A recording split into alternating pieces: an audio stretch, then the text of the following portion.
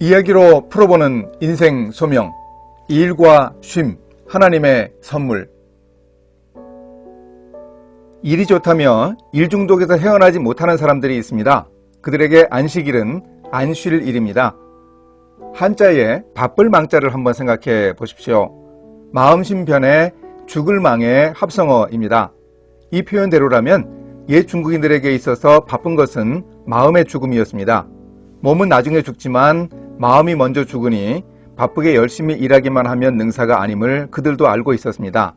모든 사람이 그렇지만 특히 일하는 사람에게는 쉼이 필요합니다.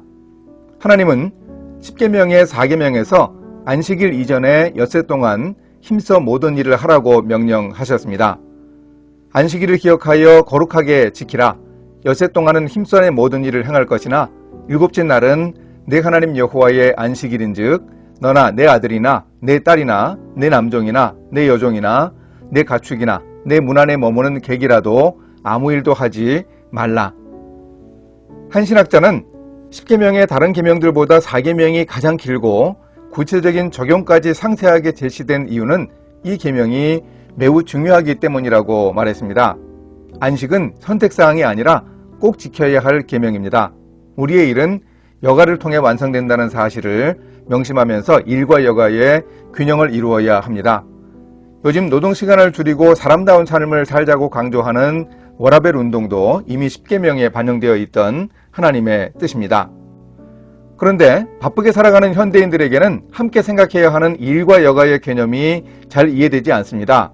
벤저민 프랭클린이 일찍 일어나는 새가 벌레를 잡는다고 하면서 근면과 계획생활의 가치를 강조했습니다. 이후에 현대인들은 새벽에 빨리 일어날수록 하루를 빨리 시작할 수 있다고 생각합니다. 이른 아침에 알람에 놀라 깨어나서 출근 전쟁을 합니다. 일을 시작하면 일이란 본래 끝이 없기에 해도 일거리는 줄어들지 않습니다.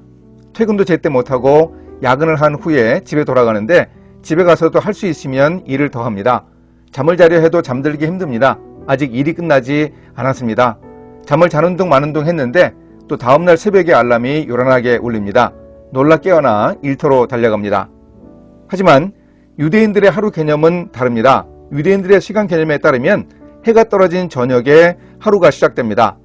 직장인들에게는 퇴근 시간이 하루의 시작입니다. 하지만 내가 쉬어도 하나님은 계속 일하시기에 집으로 돌아가 마음 편히 안식하면 됩니다. 밤에도 안심하고 잠들 수 있습니다. 나는 쉬지만 내가 쉬는 동안에도 하나님은 계속 일하십니다. 우주를 운행하시고 한순간도 졸거나 주무시지 않는 하나님이 사랑하는 자에게 잠을 주십니다. 다음날 아침 기분 좋게 일어나서 일터에 나와 하나님이 밤새 하신 일을 이어받아서 하면 됩니다.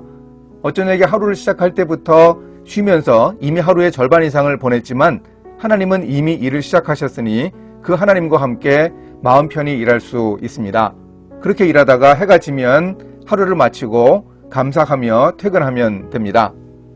조금 과장해서 대조했지만 하루의 시작이 저녁인가 새벽인가 보다 더 중요한 점이 있습니다. 하루의 삶을 살면서 하나님과 함께 살아가는가, 그렇지 않은가가 관건입니다. 하나님과 함께 일하는 사람이 여가 또한 하나님이 주신 선물로 누릴 수 있습니다. 따라서 우리는 일하는 이유 못지않게 쉬는 이유를 잘 알아야 합니다.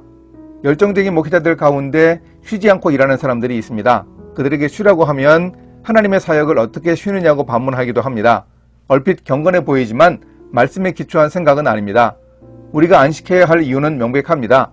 본래 쉼이 필요 없는 하나님도 세상의 창조 후 일곱째 날에 쉬는 모범을 보여주셨으니 우리도 당연히 쉬어야 합니다. 축구나 여러 스포츠 종목을 보면 하프타임이 있습니다. 전반전을 돌아보고 후반전을 새롭게 준비하는 중요한 시간입니다. 그 시간에 이전 경기를 분석하고 전략을 새롭게 구상하지 못하면 역전패를 당하기 쉽지요. 우리 인생에서도 이런 하프타임이 꼭 필요합니다. 35살이나 40살에 요즘 같은 100세 시대에는 50세에도 인생의 하프타임을 가지며 돌아보고 전망하면 좋습니다. 1년의 하프타임은 여름 휴가입니다. 떠들썩하고 정신없이 보내기보다 쉬면서 상반기를 분석하고 하반기를 구상하는 기회를 가져야 합니다. 이렇게 의미 있는 휴가를 위해 미리 준비하는 노력은 필수입니다. 라피 웨인 도식은 그의 책 비즈니스 바이블에서 작은 안식을 지키라고 강조합니다. 의도적으로 시간을 정해서 스트레스가 쌓이는 일을 제쳐두고 활력과 새로움을 되찾으라고 합니다. 한 달 혹은 한 주의 하프타임입니다. 길지 않더라도 하루에 20-30분의 시간을 떼어놓는 하루의 하프타임도 유익합니다. 안식의 의미는 우리 인생에서 근본적인 것이 무엇인지 알려줍니다. 크리스천 직업인으로서 관심을 가져야 할 우선순위가 무엇인지 깨달아야 인생 소명을 제대로 실현할 수 있습니다.